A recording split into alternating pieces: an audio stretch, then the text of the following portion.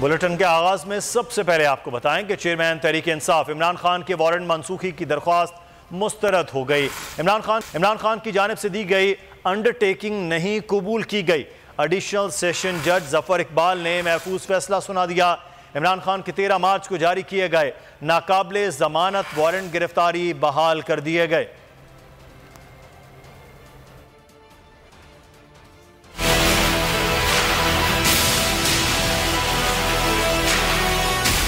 Toshakhana case. Additional session जज जफर इकबाल की अदालत ने चेयरमैन तहरीक इंसाफ इमरान खान के नाकाबिले जमानत वारंट गिरफ्तारी मनसूख करने की दरख्वास्त मुस्तरद कर दी। अदालत ने इमरान खान की जानिब से दी गई अंडरटेकिंग नहीं कबूल की। एडिशनल सेशन जज जफर इकबाल ने महफूज फैसला सुना दिया। दौरान समाअत इमरान खान के वकील ने वारंट गिरफ्तारी मनसूख करने की इस्तदा की। अदालत का कहना था इमरान खान सरेंडर कर दें तो IG को गिरफ्तारी से रोक देंगे।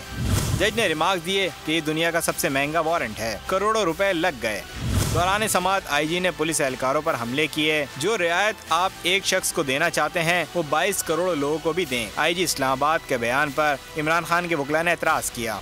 इंतजार हुसैन का कहना था यहाँ हर सियासी गुफ्तगू की जा रही है। लाहौर में जो हुआ इसकी कार्रवाई वहाँ की मुताल्लिका अदालत में होगी। यहाँ सिर्फ वारंट मनसूखी की बात हो रही है। वकील इलेक्शन कमीशन ने कहा पुलिस इमरान खान के घर पहुंची, लेकिन कहा गया इमरान खान घर पर मौजूद नहीं। सेनेटर शिबली फराज ने कहा वकील इलेक्शन कमीशन का ये दावा दुरुस्त नहीं कि हमने ये कहा। एक दूसरे पर एतराज़ात पर अदालत ने दोनों फ़रीक़ैन को सियासी बात करने से रोक दिया।